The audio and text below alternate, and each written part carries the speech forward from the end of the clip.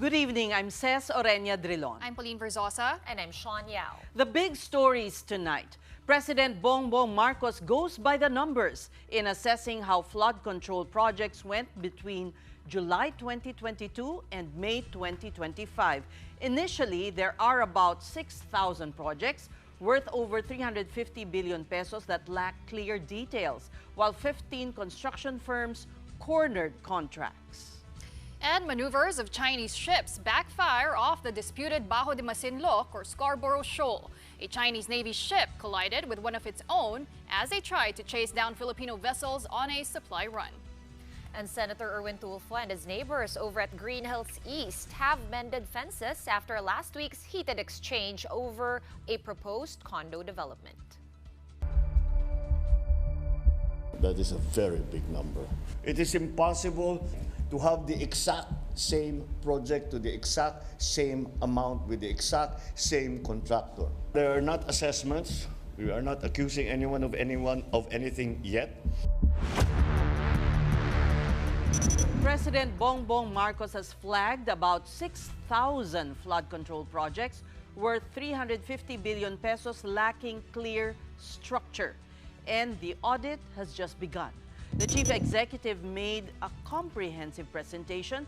He released a list of 15 contractors handling most of these projects who received nearly 100 billion pesos of the government's over 545 billion peso infrastructure fund. That's 20% or 1 in 5 state-funded initiatives cornered by the same firms from July 2022 to May 2025.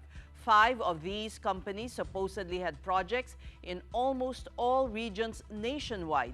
These are Legacy Construction Corporation, Alpha and Omega, St. Timothy, EGB Construction, and Road Edge Trading. I don't know about you, but that is a very big number. That is an enormous number. Imposible yan. It is impossible for one barangay, even if they are the next barangay, to have the exact same project to the exact same amount with the exact same contractor. Marcos also noted that projects worth over 350 billion pesos did not even specify what kind of repairs, rehabilitation, and other work were done. But Marcos stopped short of naming personalities who may be involved in these companies or projects. There are not assessments. We are not accusing anyone of anything yet. However, it gives us an idea of how this has been conducted. With this, Marcos launched a website that allows citizens to track and report questionable flood control projects. We have to clean our ranks. This is it might be a little painful. Ang lalapitan na ngayon ninyo ako mismo dahil akong titingin dito araw-araw sa website natin at babasahin ko. For his part, Senator Joel Villanueva has a message to those linking him to allegedly anomalous flood control projects. Villanueva's bailiwick of Bulacan emerged as the province with the most flood control projects in Marcos's list, followed by Cebu, Isabela, Pangasinan, and Pampanga. Villanueva likewise denied that senators are involved in these contracts. Hindi ko naman kailangan ang apology. 3 taon ko na po ito binibring up, if you would recall, in the hearing of Senator Bong Revilla 2023, 2024, at hanggang ngayon po binibring up natin. Tapos nababaligtad pa po tayo na ito daw ay napunta sa Bulacan, at pag napunta na sa Bulacan, may kalokohan na, at pag may kalokohan na, si Joel Villanueva. I can only speak for this house, not the other house, and as far as I'm concerned, as the majority leader of the Senate, I don't see any senators involved in any of these 15 construction firms. Meantime, Pasig City Mayor Vico Soto called out Sara Diskaya, his political rival in the 2025 midterms. That's for the inclusion of her family's companies in the president's list. The companies named were Alpha and Omega General Contractor and Development Corporation and St. Timothy Construction Corporation. Soto accused these firms of involvement in what he called the 6 stages of corruption in flood control projects. The stages include sketchy bidding, substandard work, hidden fees, tax evasion, and using stolen funds to gain political influence. A House Tri-Committee is set to investigate the alleged anomalies in flood control projects nationwide. Leading the probe are the Public Accounts, Public Works, and Good Government Committees. We have the chairman of the Public Accounts panel with us. Good evening and welcome back to The Big Story, Congressman Terry Ridon. Good evening. Thank you for having me. First of all, Congressman, let's have your reaction to what the President unveiled today.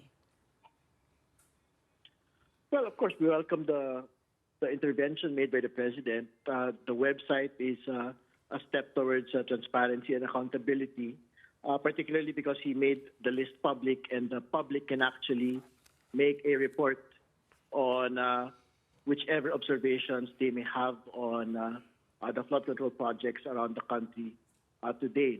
Although we would like to make some suggestions relating to the website, particularly it would have been better if there were pictures and geotagging options in the website so that the public can actually see for certain whether or not the projects that they're looking at in their localities are actually the projects that are listed in the website. Well, that's a good suggestion. Napaabot nyo na ba po sa Malacanang? Well, we will be having a follow-up briefing on Wednesday, so I think that would be the time that we would formally convey this particular initiative to the Palace and, of course, to the Public Works Department. Mm-hmm. We do understand that it's the DepDev,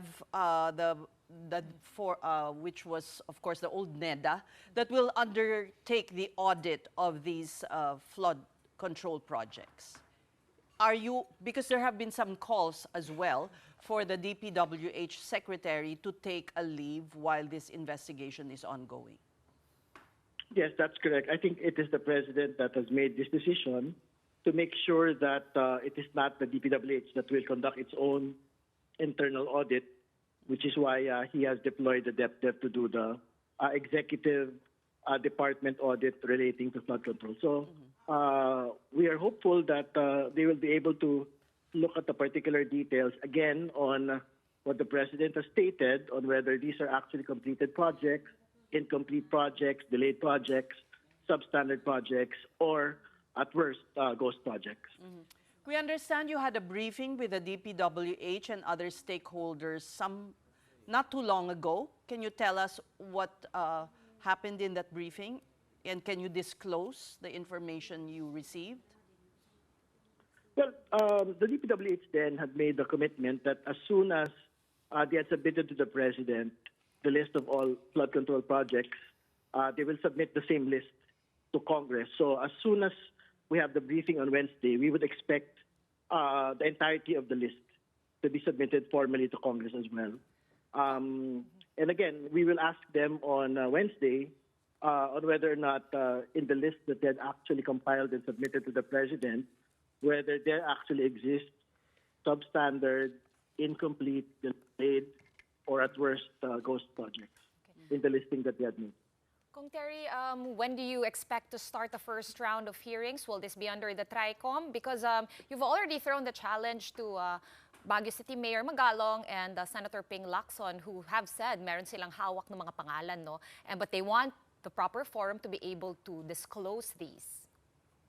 Well, that is correct. The TRICOM would be conducting the formal hearings, but the next briefing will be on Wednesday. So I think it's just a matter of time. Maybe in a week or two, we will be able to convene the TRICOM to basically, first of all, to do an exhaustive hearings on what the President had made today, particularly on the contractor list and on the discrepancy between flood control projects, the level of flood control projects, and flood-prone areas. Yes, so that would be one. And secondly, particularly relating to the contractor list that he had actually disclosed today as well. Okay.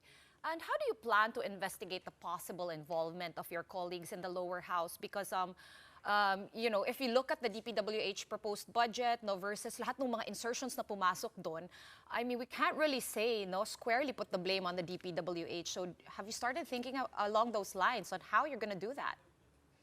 Well, I think we will take the similar tact as the president.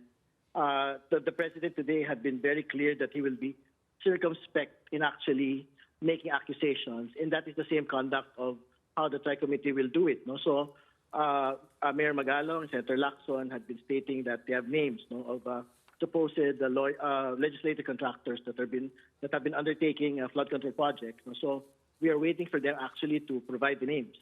And if the public can actually pinpoint very specific areas like dikes that had been recently completed but had just recently also been destroyed, we'd like to get a report about that as well. Kasi nga, syempre, parang dapat hindi yun mangyayari. No? So that way we would be able to know, for example, which contractor made this particular project, and we can compel them actually to do remediation efforts related to that. Well, Congressman, what exactly are you hoping to find, and how will you establish the pattern of corruption? Pasig City Mayor Vico Soto already talked about the 6 stages of corruption. Makakatulong po ba yun sa inyong investigation? Hindi, makakatulong yun. Actually, si Mayor Magalang, may binabanggit siya na comparison, for example, of the unit prices of materials, and when you make a comparison relating to market prices, malayo yung diferensya. No? So I think they would be permitted to make these particular presentations to Congress. Pero syempre, as soon as they make allegations, for example, that a majority of legislators or majority of congressmen actually make kickbacks from government projects, that would be the time when we will have to ask them for actual names. Kasi that would be, accusatory na po yan sa mga miyembro po ng Kongreso. And Congressman, can we expect na walang sasantuhin sa investigasyon ng Tri-Committee given that some lawmakers could be implicated in this? Like what you had stated many times in the last couple of days, no? Wala ho talagang sisinuhin. No? That is also the President's pronouncement today.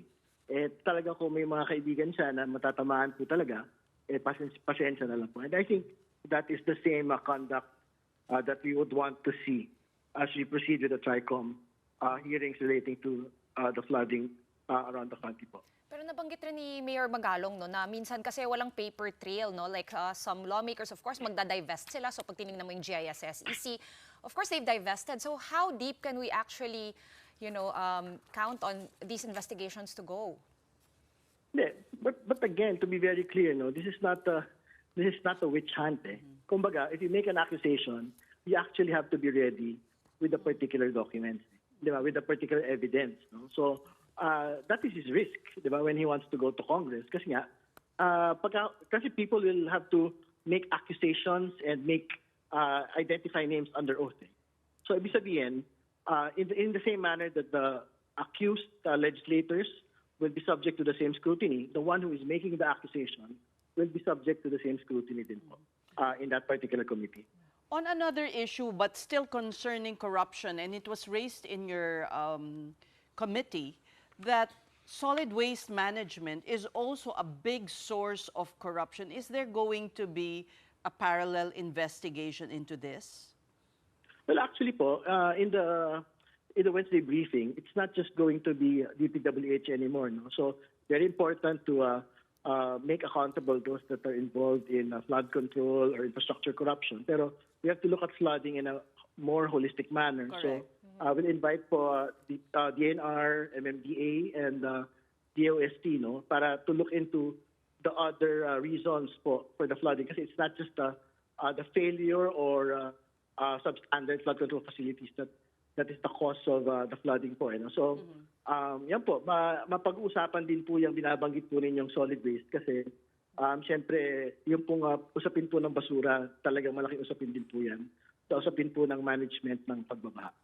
Bukod sa solid waste and of course itong mga flood control projects, may spillover din ba kung sa mga other projects, di ba? Yung mga bridge na natutumba, mga projects na hindi natatapos, kasama And na of rin course, yun? his own Yeah. pet The issue, Dolomite. the Dolomite Beach. Kasali rin yun.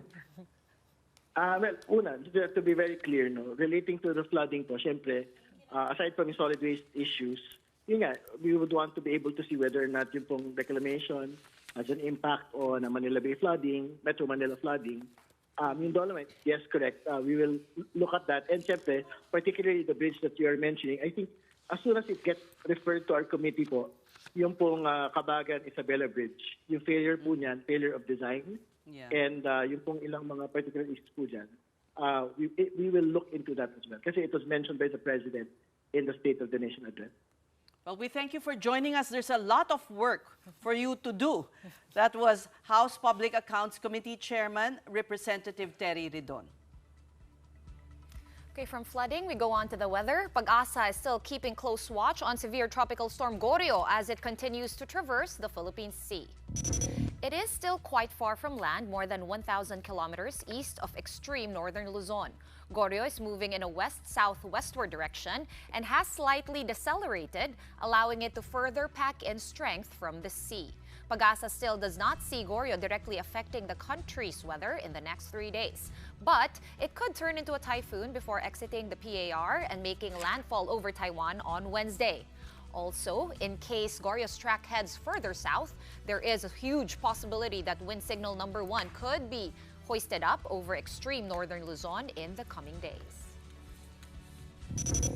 We're just going to take a quick break, but coming up, Chinese vessels collide as they try to shadow and later chase a Philippine patrol boat off contested waters. We have the details of that next. Keep it here on The Big Story.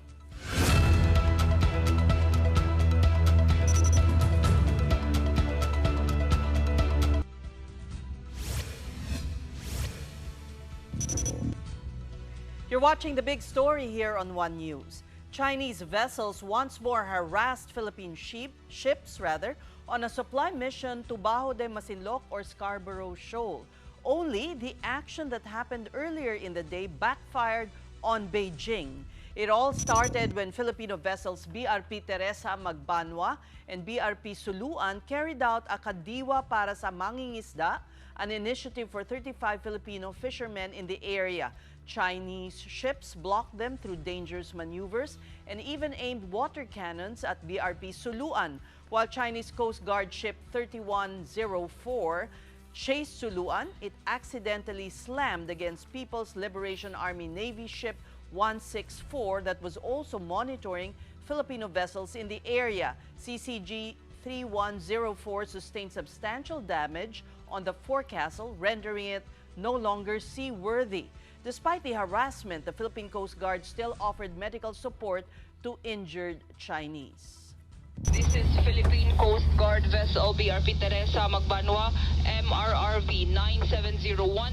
We have medical personnel on board. Should you need any assistance, we are willing to provide assistance.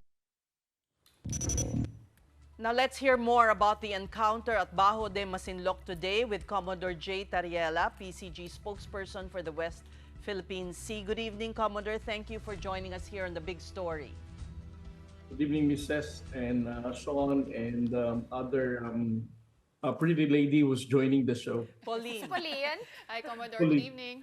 Okay, Commodore, tell us more about the mission first. What brought you to the area?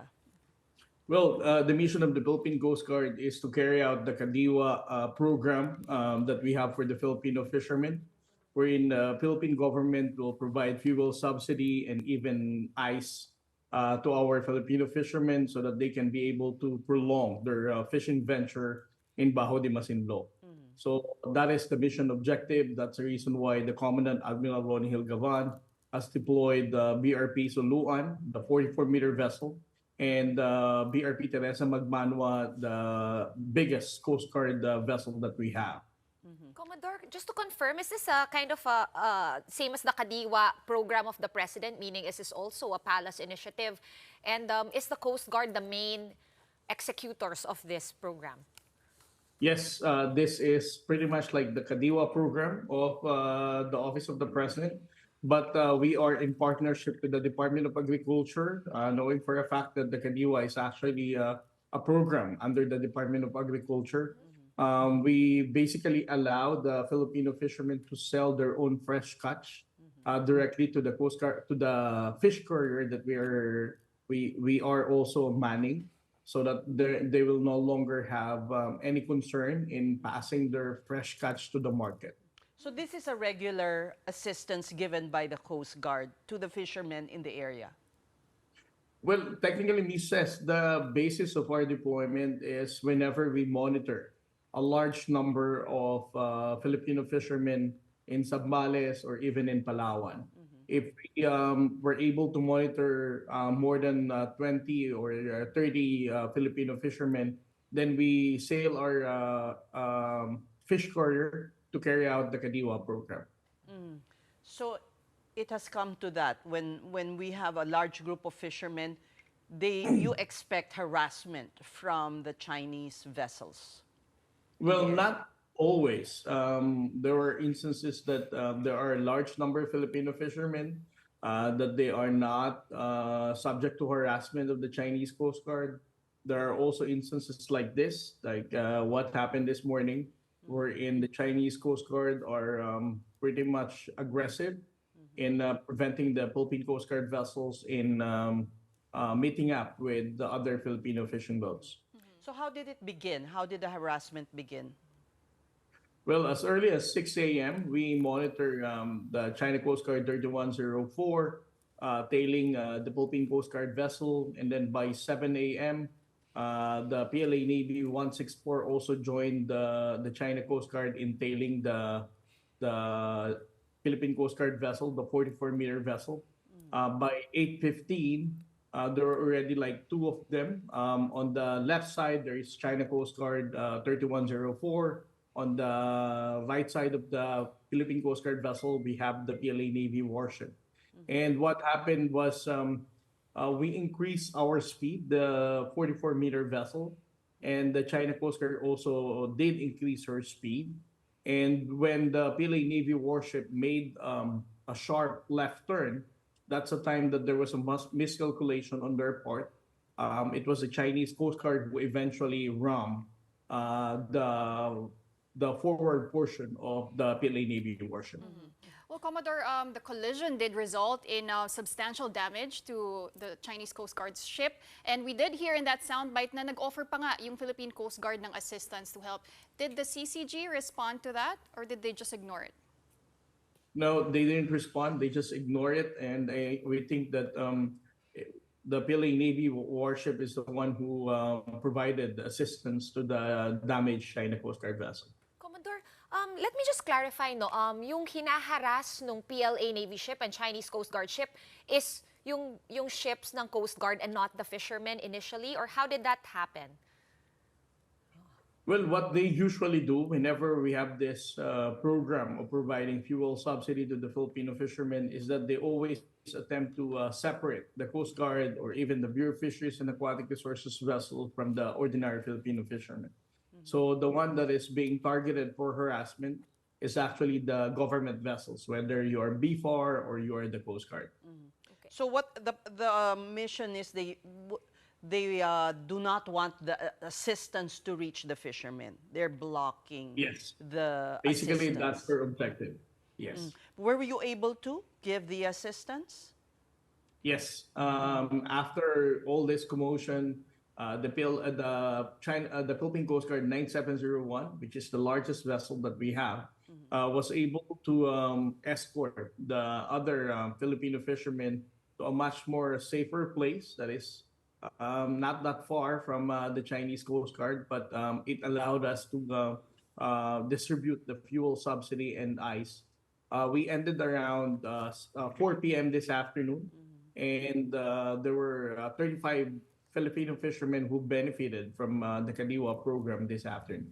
And what happened to the Navy ship after the collision? After binangga niya yung CCG 3104, did it just leave or did it continue circling the area?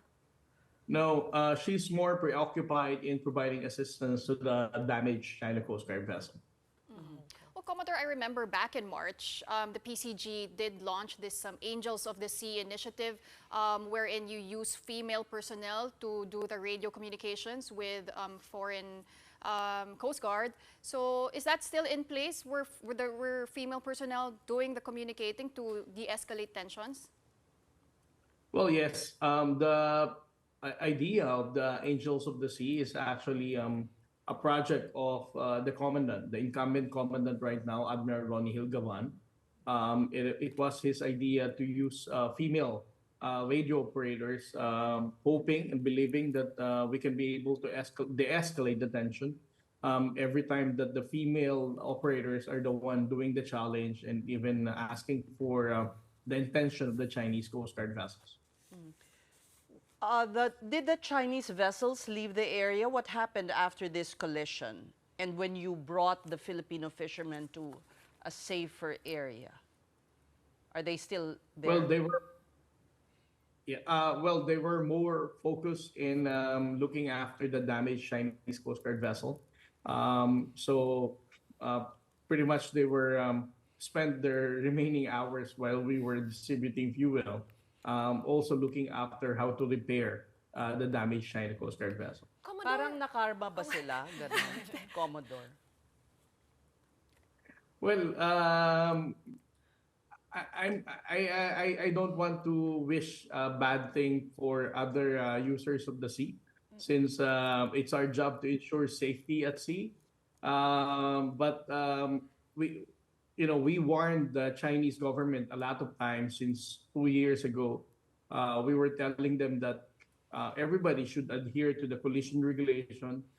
We should not be unruly in conducting shipboard operation, because if ever we continue this kind of operation at sea, there will be instances that there will be miscalculation and would eventually lead to a maritime incident. Commodore, can you clarify for us? Because I was looking on social media, I saw the video, and parang ang gulo-gulo nung nagyari, di ba? Umumpog siya, nagumpugan yung dalawang Chinese ships. Had that PLA Navy ship not been there, would the Chinese Coast Guard ship have rammed into one of the Philippine Coast Guard ships? Is that what would have happened?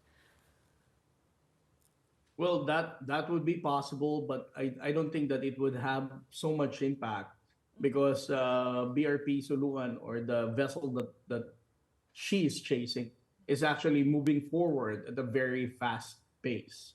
So even if she would be successful in bumping the fantail of MRB 4406, it would not have so much damage just compared to what she experienced. Okay, so this Kadiwa mission is really to assist the fishermen, but what is the long-term plan? Because it's really getting to be very dangerous for them to continue fishing when the Chinese vessels are patrolling the area.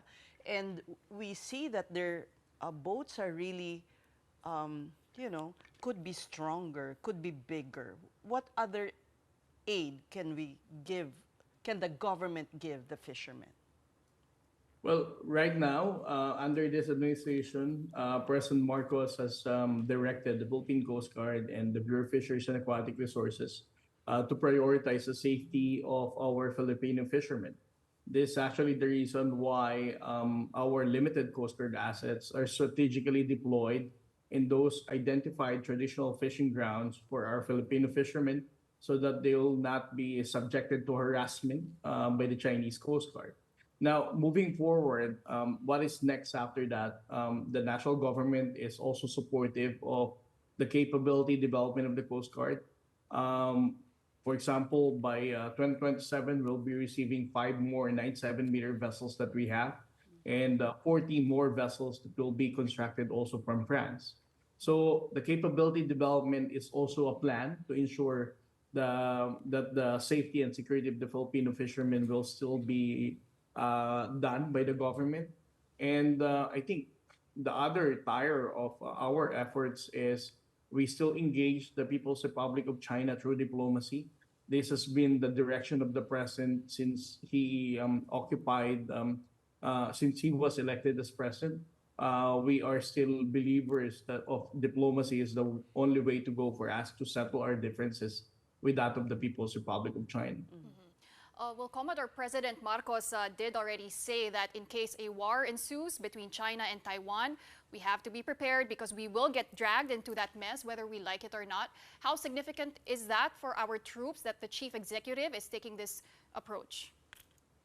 Well, our president is our commander-in-chief. As to whatever directive and intention of the president as part of the uniform service, we will certainly follow. Well, the Chief of Staff had said earlier this year that in a speech in the Northern Luzon Command that the troops have to be prepared for such an eventuality. So what other preparations are being done aside from what you outlined as, strengthening the capability of the Coast Guard? Well, I don't want to deal on the operational details in terms of our preparation, Ms. Ces, but I can guarantee you the Philippine Coast Guard has its own way in coming up with contingencies. When it comes also to our readiness, I think the Commandant of the Coast Guard, Admiral Gavan, has been very good in ensuring that we have good seamanship skills and competency to ensure that we're going to support the armed forces of the Philippines with this kind of contingencies. One quick clarification: no Filipino vessels were damaged in the altercation today. Yes, Ms. Ces. As far as the Coast Guard is concerned, BRP Suluan and BRP Teresa Magbanua did not have any damages in our execution of operation today. And on the side of the Chinese, were there any injuries?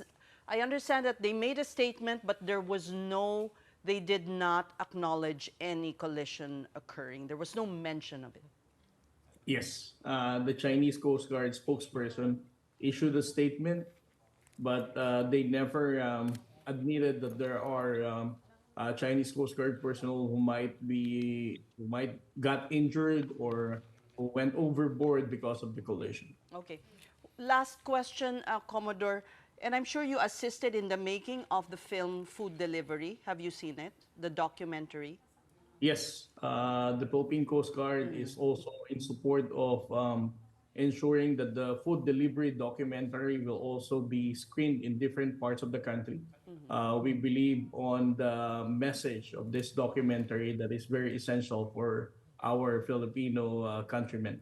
So it will be shown all over the country and in schools as well? Well, that is our hope, and I think that's also the intention of the director of the film, Director Baby Villarama. Yes. Isa kong napansin doon, and Commodore, I hope something will be done. Kawawa yung mga outposts natin.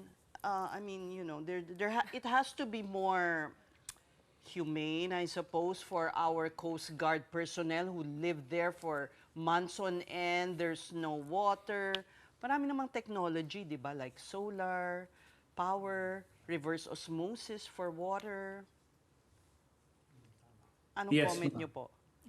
Are you going to do that? Yes, ma'am. I think that's also part of the plan. All right. Well, we thank you so much. And we're happy to note that no one was hurt in this incident on the part of the Philippine Coast Guard. Marami pong salamat. That was Commodore J. Tariela of the Philippine Coast Guard. Well, despite the newest incident at Bajo de Masinloc, President Bongbong Marcos himself said he will not order our troops there to back down. Marcos said it is just unlike Filipinos to retreat because of fear. He insisted defense is needed to ensure our country is always protected from threats. But what's infuriating, according to the president, is how this is being misinterpreted on purpose. Recall that China lodged a protest and accused Marcos of playing with fire. That's when he mentioned last week that Manila will be involved should a conflict between Beijing and Washington erupt over Taiwan. Marcos clarified that he's just stressing the importance of preparing for the inevitable. If there is a war over Taiwan, we will be drawn. Hihilain tayo sa aya't gusto natin. Kicking and screaming. We will be drawn and dragged into that mess. We just respond. Hindi naman tayo aggressive eh. Ano lang tayo, dumidepensa lang tayo. So that's the situation there. Unfortunately, I think for propaganda purposes, misinterpreted. I'm a little bit perplexed why it would be characterized as such, as playing with fire. All right, we're going to be pausing for another quick break, but right after that, it looks like all's well over at the Greenhills East Village as tensions ease over a planned condominium development. We will visit that village again when the big story returns. Keep it here.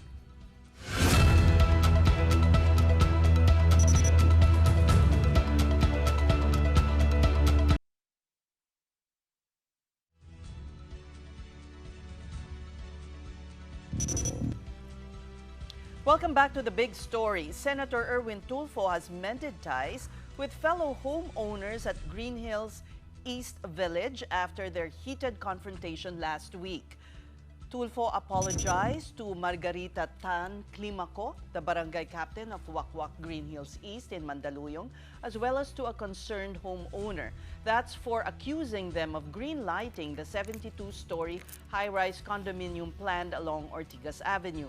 The senator told his fellow homeowners, and we quote, "We're all in this together." He joins a chorus of homeowners in opposing the planned project, claiming it violates zoning rules. The Mandaluyong City Council has denied issuing a resolution or permit allowing the condo's development. Now let's try to get a sense of the mood now at Greenhills East from one of its homeowners, Hubert Chua. Good evening to you, Hubert, and welcome to the big story. Good evening, ladies, and thank you for having me. Yeah. May I call you Hubert? Yes, Huber's fine. Yes, tell us now, so you've mended fences, is that correct, with Senator Tulfo? No, actually, as residents, we are very thankful for Senator Tulfo for helping us in airing out and actually reaching out to the concerned agencies. No? Before, as homeowners, of course, iba pa yung board, kami as directly affected homeowners, we at that time didn't actually know Senator Tulfo was in our village. But when he found out, because there was a referendum initiated by the board that went around the village, and more than 75% of the people are actually in opposition. And when he found out about it, because syempre umabot din sa bahay niya, he also lent his support to try to contact some of the relevant agencies to find out meron na ba, and maybe in the course of that, there might have been some misunderstandings, but all is well naman, I think. So the information that he got from the mayor is not correct, that there is that permits have been issued. Honestly, as homeowners, we don't naman know exactly what they talked about. But at the very least, when the time came that we had to verify, and medyo wala pa naman, buti naman wala pa naman. Kasi thing is, when City Hall invited some of the residents last June 25, and my siblings attended in City Hall, Shang was already presenting plans. They were already presenting a huge render of a 71-story building that was supposed to be 9 years in construction. Saan po? Saan po pinipresent? Sa munisipyo? Sa City Hall po. Sa munisipyo, yes. And some of the homeowners were invited. A member of the board was there, and even representatives of LSGH.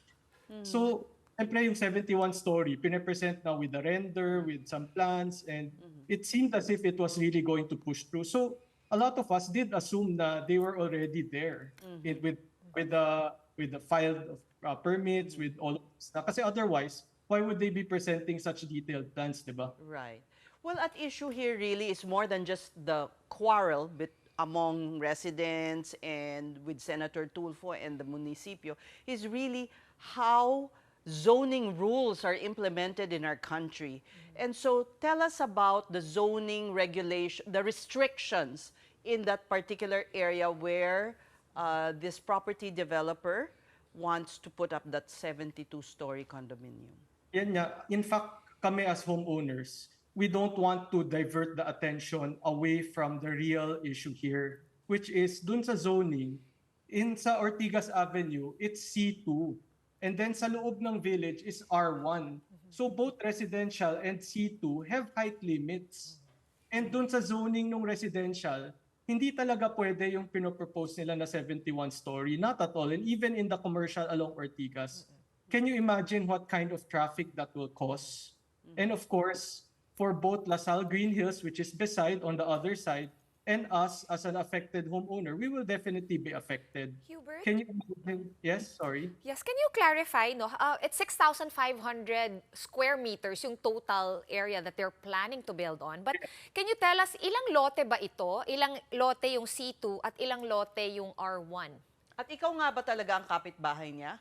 Kami talaga, kayo ang unfortunately, katabi. kami talaga yung kapitbahay. Kami yung okay. katabing-katabi. Yes. And sa pagkakaintindi ko, yung lots facing Ortigas are the C2A. And the lots inside the village are R1. Pero magtikit kasi yan. The street we are in, pagusan siya with Ortigas. So would you know, Hubert, kung ilan yung C2? Ilang lots yung fronting Ortigas na classified C2? 2 lots yung C2. Tapos yung R1? Is 1 lot. Yes. 1 lot, okay. Of course, if you're Shawn properties, that would no longer be viable for you as a condominium developer to build a 6-story because it's only 6 stories that's allowed, right? Yeah, as far as we can tell, may height limit talaga. And, of course, kami, syempre, with all of this attack, we have essentially become experts na rin on the relevant zoning laws. So they should have consulted based on the Magna Carta of Homeowners in RA, I think it's 9904. They should consult the homeowners, especially the immediate 50-meter radius. So, and then the LZBAA, of course, they should be upholding the city ordinances on this zoning. Unfortunately, it doesn't seem like, they made, or baka gusto nilang i-bypass, or gusto nilang baguhin, we don't know it. That's why we also try to appeal to the mayor to uphold the zoning laws naman. We know that Mandaluyong and Mayor Menchie is somebody that will uphold the Mandalo, hopefully. Well, Hubert, I understand that the residents aren't against development. You have concerns about peace and the livability of your village if this building is constructed. So with that, do you have any conditions that you would set for Shawn properties apart from complying with the height limits? Well, definitely, for us, it's really about complying with the law and doing the consultation. I mean, we were not even consulted directly, the JEVA, nor the homeowners in the 50-meter radius. And after all of this, we have not heard still from SPI, not at all since the June meeting in the City Hall. We have not heard from them at all. So there is some sentiment among some of us that baka parang I don't know what their plans are really, but us hopefully, please reconsider this is not the right place to do such a project. But now that it's all out in the open and it's being discussed, of course, we've heard from the City Hall, they said no such thing has happened. What is the village or the Village Homeowners Association planning to do now moving forward, along with the barangay perhaps? So first things first, the Village Homeowners Association issued formal objections already to the DHSUD, to the Zoning Board, the LZBAA, and to the Office of the Mayor, and to SPI. Now, whether or not they actually make a move from there, we want to hear from them ano na ba nangyayari or tuloy pa ba or whatnot, no?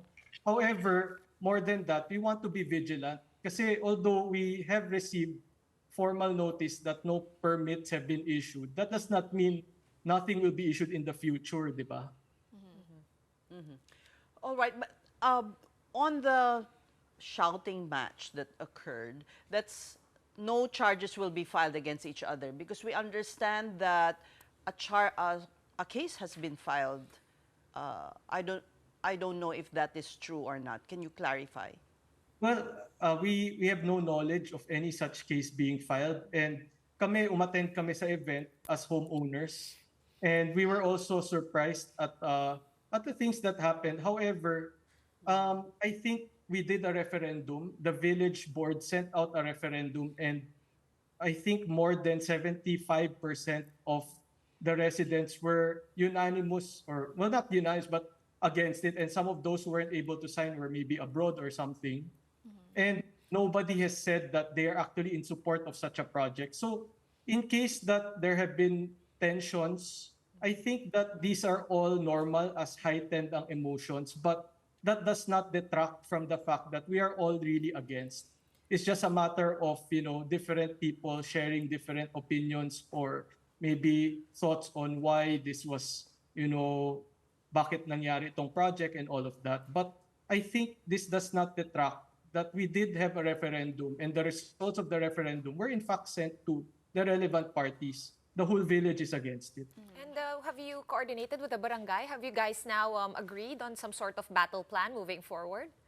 Well, again, as homeowners, we cannot speak for the barangay. However, it is our knowledge that Shawn did try to file something, pero kulang lahat ng documents, walang consultation, everything. So the barangay probably did not act on it kasi nga kulang.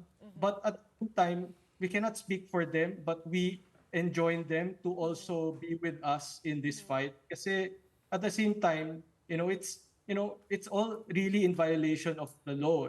So, the barangay should be against it, the city should be against it, every government agency that wants to follow the law should be against it, no? But along with us owners. You did mention that Shank Properties hasn't consulted the residents. I mean, who should be leading the discussions? Is it them? Is it you? Are you still opening to holding discussions with them? Yeah.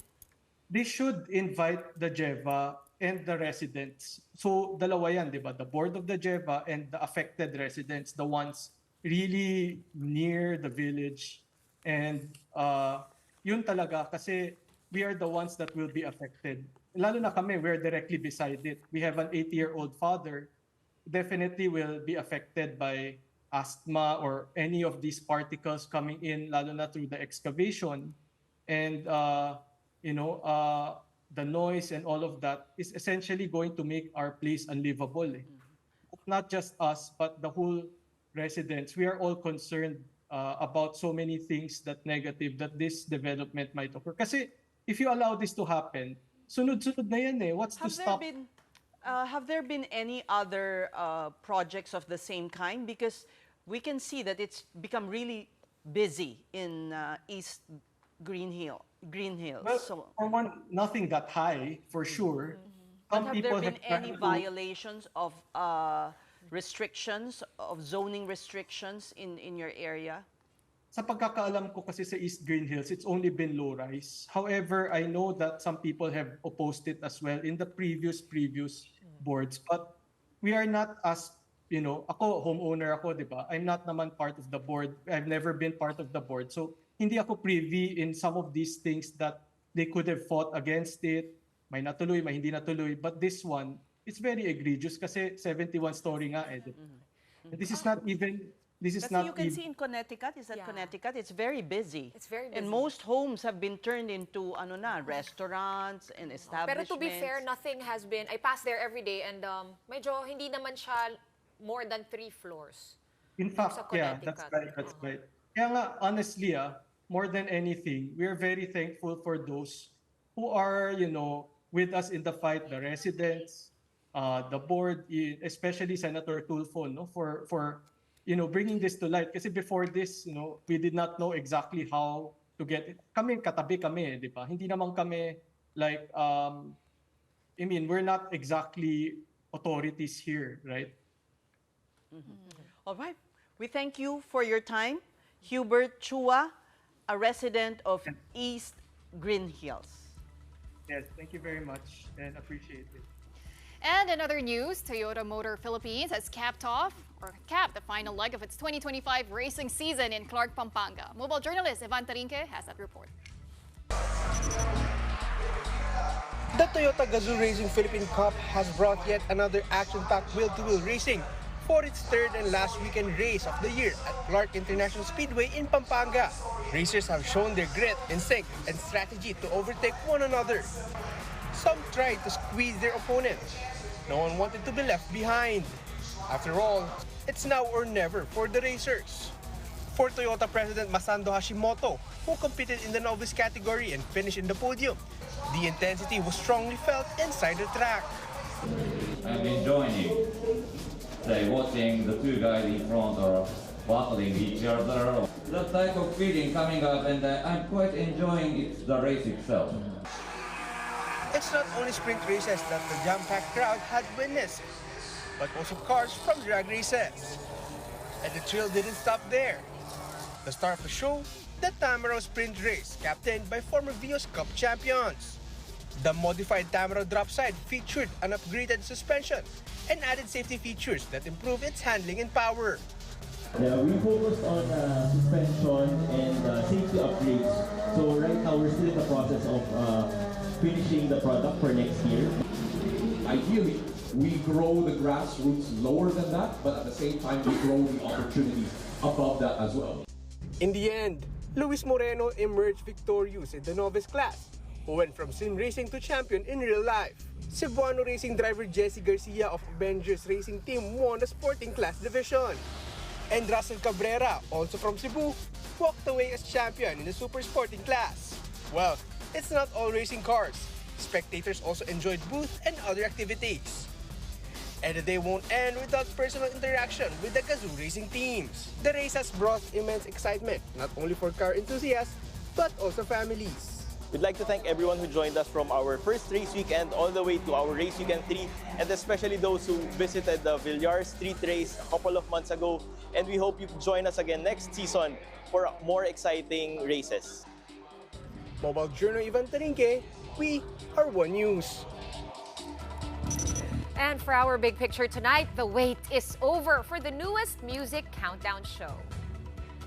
Vibe's pilot episode has premiered this weekend on TV5, headlined by Dylan Menor, Joao Constancia, Quinay, Ryle Santiago, Elijah Canlas, Paulo Angeles, Kitch Minemoto, Anna Ramsey, and Maxi Andresen. Jamming with the Vibe Jocks, OPM artists Tropical Depression, Mayonnaise, Hey June, and Asia's timeless diva, Dulce. MediaQuest Chairman Manny V. Pangilinan and President and CEO of MediaQuest, Jane Jimenez Basas, hope that the show will revive original Filipino music, or OPM. Vibe also features real-time engagement where fans can vote for OPM songs that should top the daily and weekly lists. You can catch Vibe every day. That's at 4:45 in the afternoon for Vibe Up and at 11:30 p.m. for Vibe Nights. And the main event is every Sunday, 6:45 to 7:45 in the evening, only on TV5. Nice. Looks so fun, So no? excited. Yeah, parang I want to watch in studio. Yummy rin. Ako rin. Tara, let's do it. Schedule One it. Sunday. Sige, sige, sige. It's a date. It's a date. Monday pa lang, may date na tayo. Okay, but for Monday, that's it. Or that's the Monday vibe for us. Thanks so much for watching The Big Story. We are One News, all sides, all the time. We'll be back here tomorrow at 7:30. See you then, and do have a good night.